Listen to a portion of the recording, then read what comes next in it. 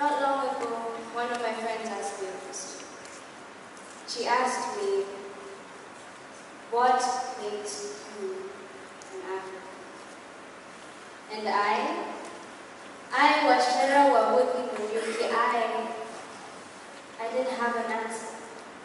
Because you see, I can't speak fluently Swahili, the national language of Kenya. I speak better French than I do Kikuyu, my mother tongue, and I can't for the life of me put 3 comprehensive words together in college, my mother tongue.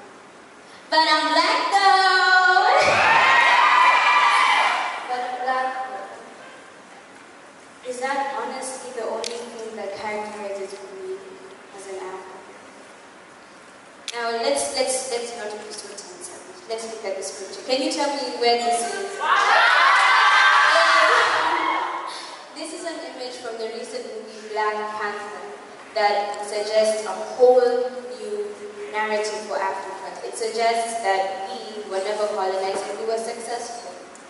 Now, I remember going to watch this movie, and I was sitting in the movie theater next to my best friend, and I was crying. I was so proud. I was fist pumping. But here's the truth. There's a huge lack of black representation in the movie. You see, you can probably name a couple of amazing movies, such as 12 Years a Slave or Django Unchained, that only talk and represent us as slaves. And that's not something that you like to represent or proudly identify with yourself with today. And neither, apparently, is being African. You see, during the American slave trade and the whole everything in slavery in America, initiates were completely distanced from everything to do with Africa. They were convinced that anything pertaining to Africa was backward and was primitive. They were not allowed to speak their mother tongues, their traditions were beaten if they tried to practice their traditions. If they named their child anything other than an English name, they were whipped. And I don't think much has changed. You know Mtongwano, Kenyans. You know at this battle, when you say one thing and someone else says another thing and everyone goes, oh, when it's really bad. When a whole media personality thinks that he can diss someone by telling them, you look like an African. There's a problem. You see, I realized that the only reason this abuse, this verbal abuse had its sting is because people in the diaspora, Africans in the diaspora, people of color in the diaspora have nothing to be proud of Africa. When all they see and all they hear is hunger, corruption, war, why would they want to identify with that? And that, I feel, that premise hasn't been disproved, perhaps until now. You see, even before Black Panther was released, Mama Africa's heart was beating. You see, people were appreciating their natural hair, going away from chemicals. They were dressed in Ankara, in Kikoi, they were wearing beads, they were appreciating their melanin. All Black Panther did was take it an extra mile by suggesting a whole new narrative for us. So what if we took the next step? What if we provided factual evidence that kingdoms, chiefdoms, communities were as powerful and as effective, perhaps maybe not technologically, but kind of was great. What if we showed people that these things actually exist, that there is something proud of, that we can be proud of all Africa?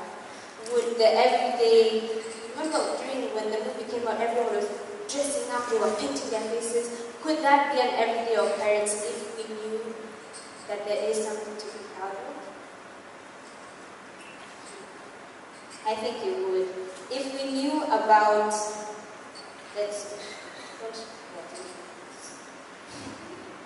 if we knew about Mansa Musa I of Mali, if we knew about Yaa Asante of Ghana, who led her people into a battle against the British to retrieve their king, if we knew about Johannes IV, Menelik II of Ethiopia, if we knew Shaka Zulu of Southern Africans and African, if we knew about Moshoesh and his skills of diplomacy, if we knew about that woman right there, could we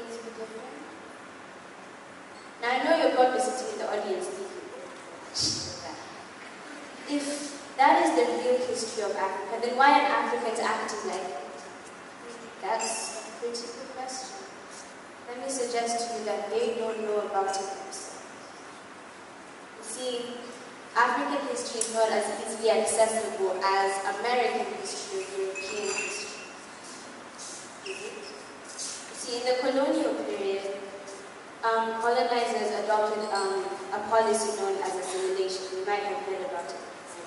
For example, in Angola, headed by the Portuguese, according to one historian named Asopor, he said that individuals have to be westernized enough in their education, religion, and social habits to be uplifted out of their inferior status of indigenous or native.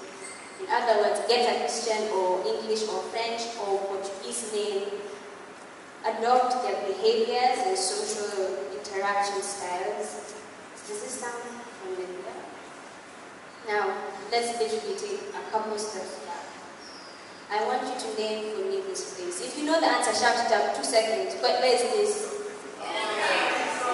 Where is this one? Please. Okay, someone said act. Where is this?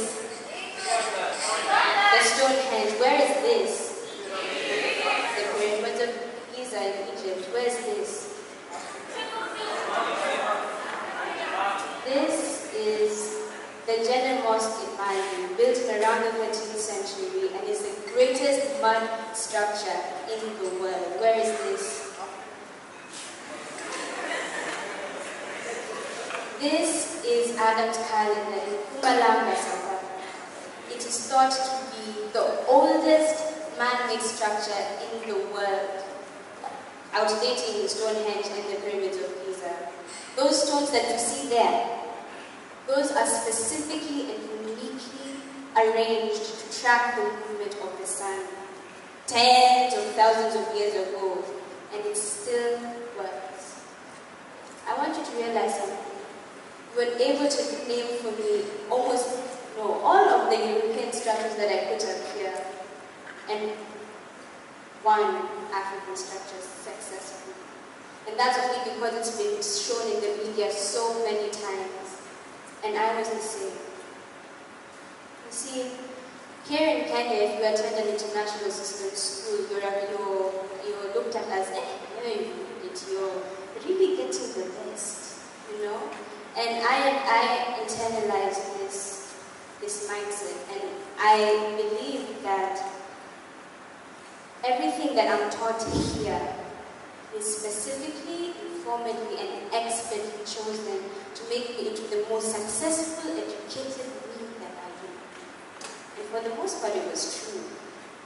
So I went about learning about the Cold War, World War I, World War II, the Russian Revolution, the American Civil War, kings and queens of England, but not once was I told about my own history. That wasn't significant to me. It was not informally, specifically, or expertly chosen for me. And so it wasn't necessary, it wasn't important, it wasn't going to help me get where I was supposed to be. And so I threw out of it. Didn't think twice about it. And look, the only thing that I learned that remotely concerned me or my people was slavery. And I was content with it. You know, if it's going to get me where I need to be, getting a lot of money, that's what that matters to me. And here's the problem. Countless of others are the same. You see, we live in societies where not knowing your language only becomes a problem during the occasional village visit, where emulating the Western standard is the most rewarding thing that you could possibly do. Well, what about that constant nagging voice in the back of your mind that constantly screams the world that you, as a black person, are inherently inferior, that you are incapable because your people never amounted to much. Francis M. Maxwell, a YouTuber, once said in a recent video that seeing people who look like you in mass media made you believe that your opportunities were boundless. What about seeing people like you in a textbook and not unjustly hanging from a tree or shot dead on the roadside or discriminated against? What if you saw people that looked like you in in a textbook, accomplishing amazing feats, doing things that you didn't even think was possible because all you learned about in your school was slavery? What if you saw kings and queens, people, even women, leading people into war? What if you saw that? It doesn't have to end there. African history does not just help us create an identity that we can be proud of. African history can help us solve uniquely African problems with uniquely African solutions. Take the example of the Gacaca courts of Rwanda. These were the judicial systems that were implemented after the genocide in 1994. 1.2 million people were successfully tried. So what else can we do with the knowledge of our forefathers? We can solve our present with the knowledge of our past. Now, as Mama Wangari Maathai, our own mother Wangari Maathai has said, you cannot enslave a mind that knows itself, that values itself, and that understands itself. So learn that your history is a firm, unshakable foundation. Value your being because you are more than you have been made to be.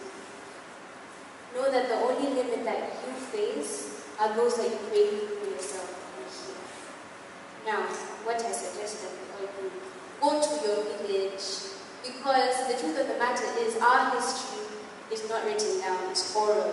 And so our history is stored in temporary mobile libraries. Those are our elders. So go to your village, humble yourself, sit down and learn. Learn your past, learn our past, so that we can make informed decisions about our future as Africans. And only then can we